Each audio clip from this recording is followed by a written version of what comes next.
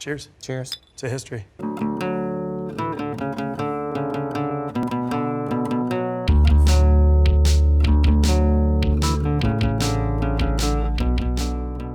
name is Jeremy Fish, and I'm a visual artist based here in San Francisco for the last 21 years. At 19 years old, I took out a bunch of student loans and moved here to go to the Art Institute. From there, I got a job in the skateboard industry where I worked for the better part of a decade, learning from my heroes and honing a craft and something that's still actually produced in the San Francisco city limits. From there, I had kind of made enough of a name for myself. I broke off on my own, and I've been a combination freelance illustrator and visual artist for the last, 10 years since then.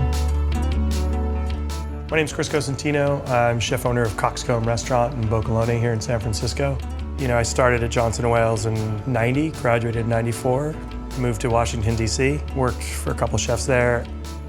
All the boxes that were coming in to the restaurant, everything said California.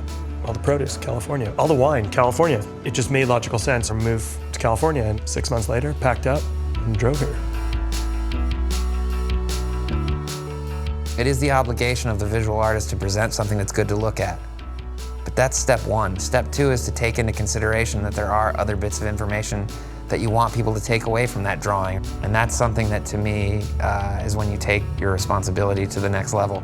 My job is not just to entertain you visually, it is also to hopefully teach you something. And since I'm not a really brilliant guy, that's a little more challenging. Tradition will always be a part of everything I do. A classic San Francisco is celery Victor. Celery hearts, braised in chicken stock, chilled, served cold on a plate, some parsley and a splash of vinegar. Does that sound delicious to you? No. No. How do you take something that's a traditional classic and how do you flip it upside down? Shaved celery, roasted celery root, shaved thin. The chicken is crispy chicken skin, and then dried little chili flake. Take a tradition and spin it, but use all the same ingredients and just make it and maintain relevant. the elements so you're respecting the original dish Exactly. and all Respect that, the classics, respect the tradition, give it to modernize it a little bit. Cheers. Cheers.